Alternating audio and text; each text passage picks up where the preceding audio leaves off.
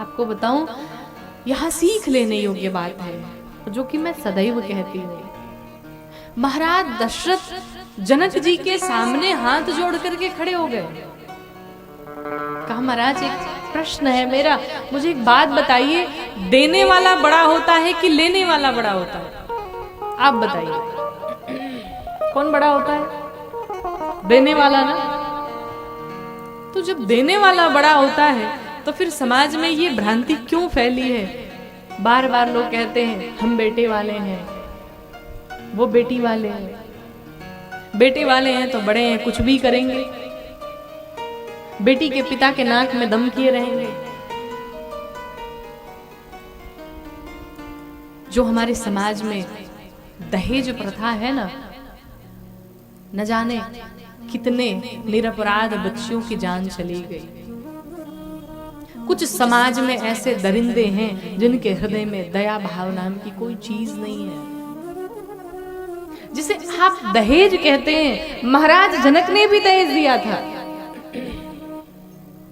लेकिन दहेज और दान में अंतर है। एक बेटी का पिता अपने सुविधानुसार, अपने सामर्थ्यानुसार जो बेटे को दे दे, अपनी बेटी को दे दे, उसे दान कहते हैं।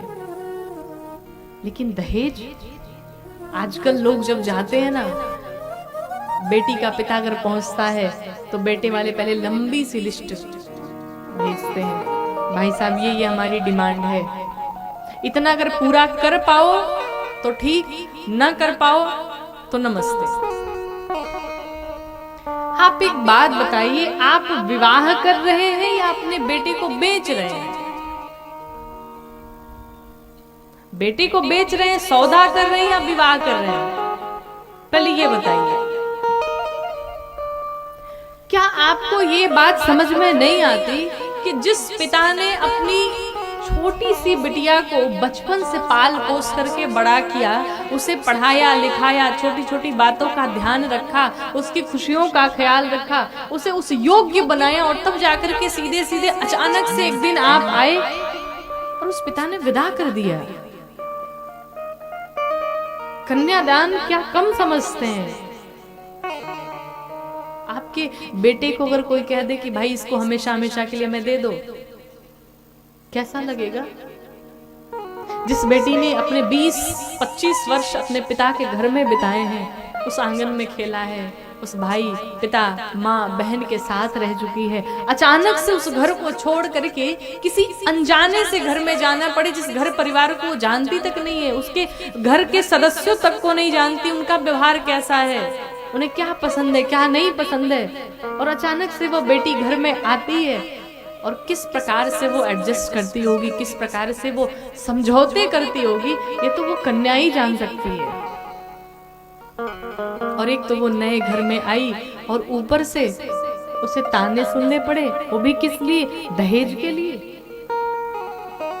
धिक्कार है ऐसे माता पिता पे जो दहेज के कारण निरपराध बच्चों की जान ले लेते हैं, उन्हें सताते हैं, उन्हें प्रताड़ित करते हैं।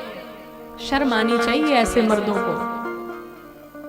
अगर आप सच में मर्द हैं तो आपकी मर्दानगी उसी में है कि अगर कोई स्त्री आपके साथ में है तो आपके साथ वो सुरक्षित महसूस करे। ये है असली मर्द की पहचान, ये है असली मर्दानगी। आप मर्द तब साबित होंगे कि जब कहेंगे कि हमें कोई दहेज नहीं चाहिए, हमारे हाथों में इतनी शक्ति है, हमारे भगवान ने हाथ पांव दोनों दिए हैं, मैं खुद करके कमा सकता हूँ, अपनी पत्नी का देखभाल कर सकता हूँ, मुझे किसी दहेज की आवश्यकता नहीं है। और उन सभी युवाओं भाइयों से, जो भी लोग बैठे हुए हैं, जो भी मैं सुन रहे हैं लाइव, उन सभी से हम निवेदन करना चाहेंगे कि अगर इस कुप्रथा को मिटाना है तो हमारे युवाओं भाइयों को इस साथ में आना पड़ेगा। सबसे पहला काम, आप अपने पिताजी से बोल दीजिए भाई हम विवाह नहीं करेंगे, हमें विवाह नहीं करना है, हम तो साधु बने, हम संत बन जाएंगे। आपके पिताजी वैसे ही डर जाएंगे। और जब 3-4 साल बीत जाए, पिताजी बार बार कहने लगे भाई शादी कर लो, इतनी प्रॉपर्टी है क्या होगी, तो आप एक शर्त रखिए कि पिताजी विवाह तभी करूंगा जब आप दहेज नहीं लेंगे। क्या आपके माँ बाप ने इतना नहीं पढ़ाया लिखाया है? धिक्कार है ऐसी पढ़ाई पर कि पढ़ाई करने के बाद भी, योग्यता पाने के बाद भी, बीए, एमए, एमएससी, बीएड करने के बाद भी अगर आपको दहेज की आवश्यकता पड़ती है तो मुझे नहीं लगता कि आप पढ़े लिखे, आप मुझे लगता है संसार के सबसे अनपढ़ व्यक्ति हैं। उस पढ़ाई लिखाई का कोई मतलब नहीं है।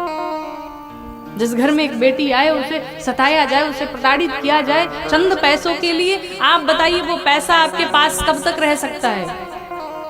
कोई 10 लाख दे दे, कोई 20 लाख दे दे, वो पैसा कब तक चलेगा? बहुत चलेगा, 1 साल, 2 साल, 5 साल, 10 साल चल सकता है। क्या जीवन भर चलेगा? क्या जीवन भर नहीं चलने वाला है। बहुत करेंगे, एक गाड़ी ले लेंगे, एक घर खरीद सकते हैं, इससे ज्यादा कुछ नहीं कर सकते। लेकिन अगर एक संस्कार बहू घर में आती है, एक चरित्रवान बेटी घर में आती है, तो आपके कई कुल, आपकी कई पीढ़ियां तर जाती है।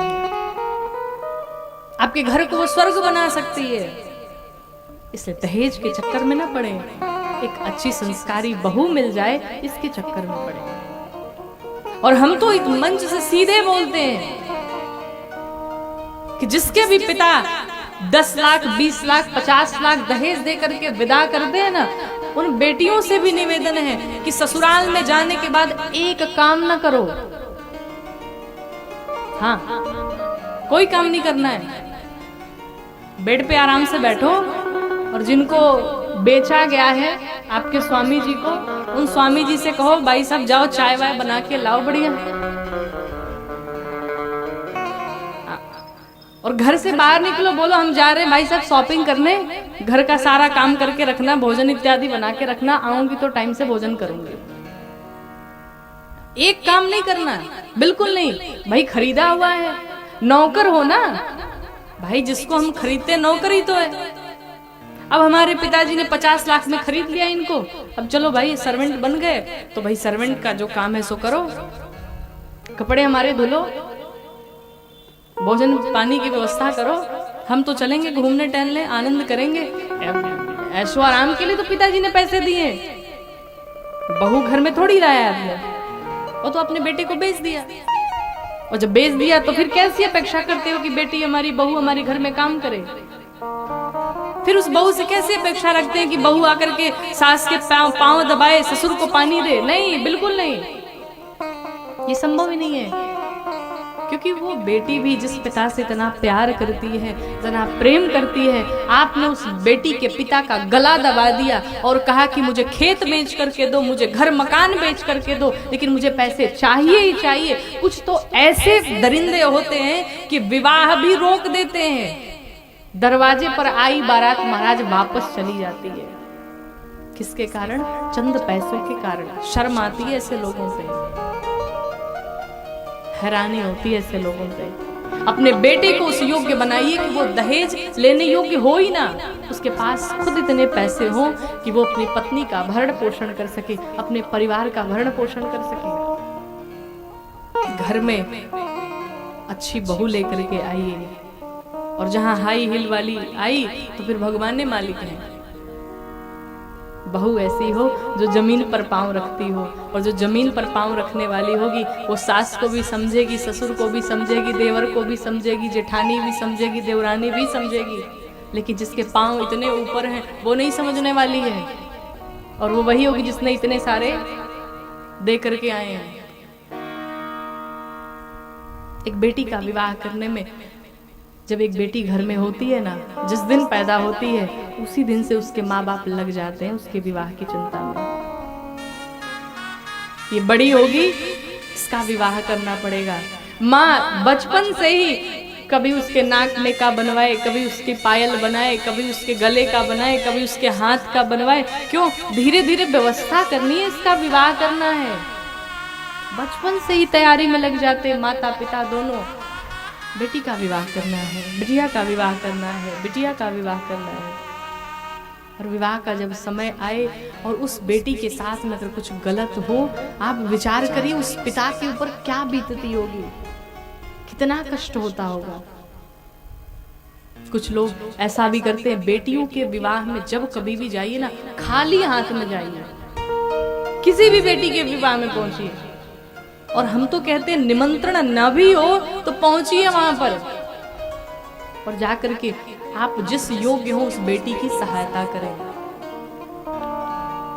अब बड़े लोगों के घर में पहुंचे ना पहुंचे, क्योंकि बड़े लोगों के घर में ढेर सारे गुलदस्ते होते, वहां गिफ्ट की कोई कदर नहीं होती, क्योंकि बहुत सारे लोग होते देने वाले। लेकिन अगर कोई गरीब पिता है उसके घर जरूर पहुंचिए और आपसे जो बन पड़े अवश्य करिए, क्योंकि एक गरीब के घर में अगर पहुंचते हैं, वो गरीब के पास अगर एक गुलदस्ता आ जाता है ना, उसे 10 बार देखता है, भाई साहब ने दिया है, बड़ा सम्मान रहता है। और एक गरीब व्यक्ति समझ सकता है गरीबी क्या होती है, और उस गरीबी में होने के बाद भी अगर वो अपनी बेटी का विवाह कर रहा है तो उसका सहयोग करिए। कई बार लोग बेटियों के विवाह से आते हैं, पूछा जाता है भाई गए थे क्या हुआ, तो लोग कहते सब्जी में थोड़ा नमक कम था, सब्जी में नमक कम था। अरे शर्म नहीं आती? जिस नमक के लिए पूरे जीवन भर उसने कमाई की, बुढ़ापा आ गया उसका और आज बेटी का विवाह करने गया और उसी नमक की तुम बुराई करते हो। अरे कुछ कमी भी रहे तो उसे ढक देना चाहिए कि नहीं बहुत सुंदर, बहुत अच्छा। हर एक पिता का सहयोग करना चाहिए।